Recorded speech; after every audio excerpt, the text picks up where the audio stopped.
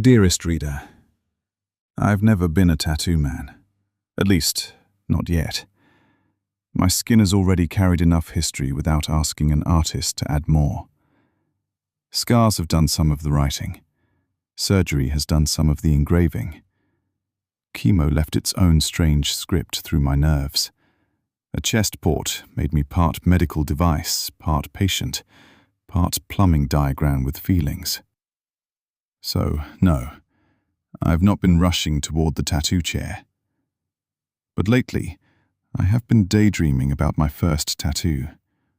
Not the kind made for shock, not the kind that announces itself before I enter the room. I'm thinking of something quieter, something earned, something that tells the truth without yelling across the room.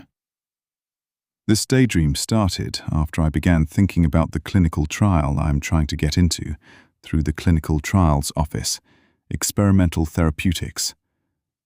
Even the name sounds like a hallway between the known and the possible. Experimental Therapeutics. There is humility in that phrase if you listen closely. It does not say cure. It does not say miracle. It does not say guarantee. It says, we are still learning. It says, we are trying with seriousness. It says, what is experimental today may become essential tomorrow. And that is where my tattoo daydream begins. I imagine the first design not as a badge of victory, but as a map of consent. A small compass sits near the top, its needle not pointing north exactly, but forward. The line work is fine and deliberate, almost Art Nouveau in its restraint. Around the compass, there are faint rings like old navigation charts, the kind sailors might have trusted when the sea did not care whether they were brave or afraid, or could not swim. Below it, a narrow path winds into a landscape of soft grey shading. Not a heroic mountain, not a battlefield. A path. Because that is more honest. I am not charging into legend. I am hopefully walking into a clinical study. I am walking into something uncertain with my eyes open. A tiny figure stands at the edge of that path, seen from behind. Grey hair, a blue hoodie, if ink can remember colour. The figure is not posing. He is not flexing. He is not asking for applause. He is considering the road. That feels like me. Another tattoo in the daydream is more anatomical, but not too literal. A microscope rises from the center like an old lighthouse, shaded in charcoal tones with careful cross-hatching. Its lens is aimed not down, but outward, as if science itself is learning to look at patients with more precision. Around the microscope, there are symbols I did not choose lightly. A strand of DNA curves through the design like a river. A small vial rests near the base.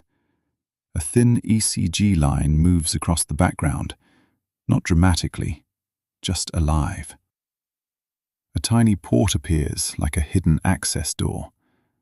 A fountain pen lies beneath it all, because I've learned that my body may be studied, but my voice must also be recorded.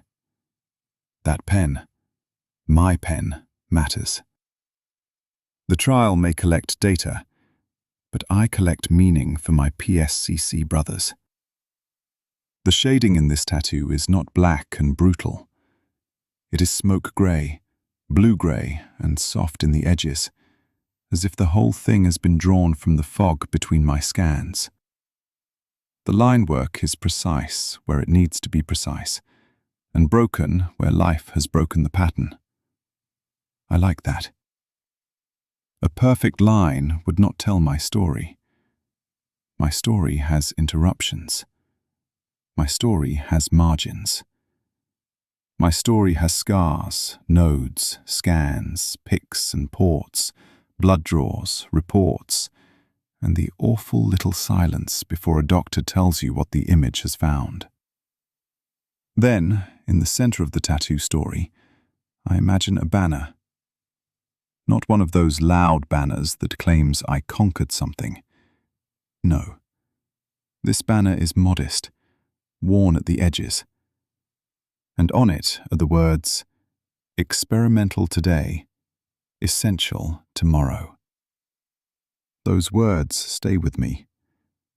They feel like a prayer with its sleeves rolled tight, a careful promise held up to the light. Cancer does not trust a loud parade. It trusts the promise carefully made. So I turn the words over like a small stone in my hand, trying to understand the road before I claim to understand the land. Experimental today. Not a door thrown wide, but still I place my hand there and step with truth inside. Essential tomorrow. For someone I may never know, if what they learn from me today helps future patients grow. No crown, no cape, no trumpet, no marble name in stone. Just one more man who walked ahead, so others walk less alone. That is the heart of it. I'm not trying to be a hero. I'm trying to be useful before the dark grows narrow, and someone else needs a little more light for their tomorrow. Hero talk can get heavy.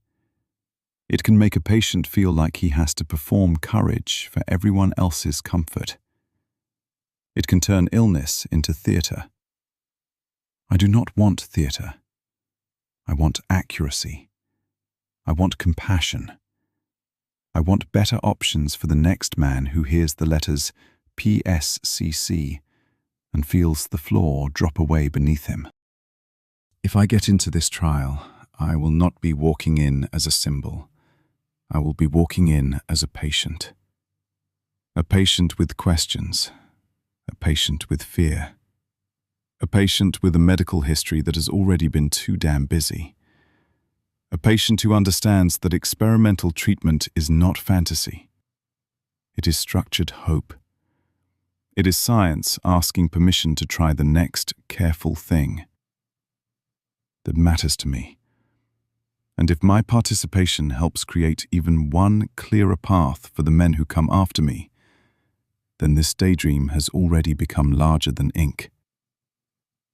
The final tattoo in my mind is a story flow, almost like a sleeve, but quieter. It begins at the wrist with water. Not waves crashing, just ripples, small circles spreading outward. That is diagnosis. One word dropped into the body and everything moving from there. Above the water is a surgical line, thin and spare. No gore, no spectacle. Just a clean mark that says, something was taken, and I remained. Then comes the port, drawn like a small brass access plate, because my body has become part vessel, part house, part old ship still taking on passengers called treatment, blood work, and whatever comes next. Higher up, the line work changes.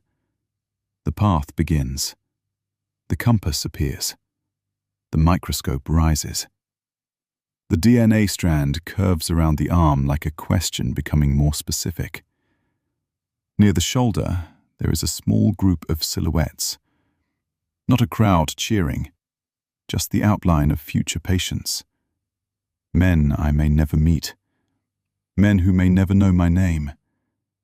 Men who deserve better language, earlier detection, more research, less shame, and more doctors who know what they are looking at before time has been wasted. That would be the story flow. Not hero to legend. Patient to participant. Participant to evidence. Evidence to option. Option to hope. Hope to someone else's tomorrow. That is the tattoo I keep seeing. A quiet map of what I have endured. A modest record of what I am still willing to offer. a reminder that my body has been more than a site of disease. It has also become a place where science, fear, grief, courage, and service meet. Maybe I will get the tattoo one day. Maybe I will not. But the daydream has already marked me. And for now, that is enough. Because somewhere inside me, beneath the scar tissue and the scan dates and the paperwork, there is still a man looking forward. Not because he is fearless, because he is determined. Because he knows the future of rare cancer treatment will not build itself. Because he believes that what is experimental today may become essential tomorrow. And if I can help that happen, even in some small way, then let the ink wait. The letter has already begun. With humility, determination, and a fountain pen tracing the outline of tomorrow. Ty. Rare letter number 9 was written by Ty and spoken by Artalist.io. For the Penis Monologues, the Rare Letters collection.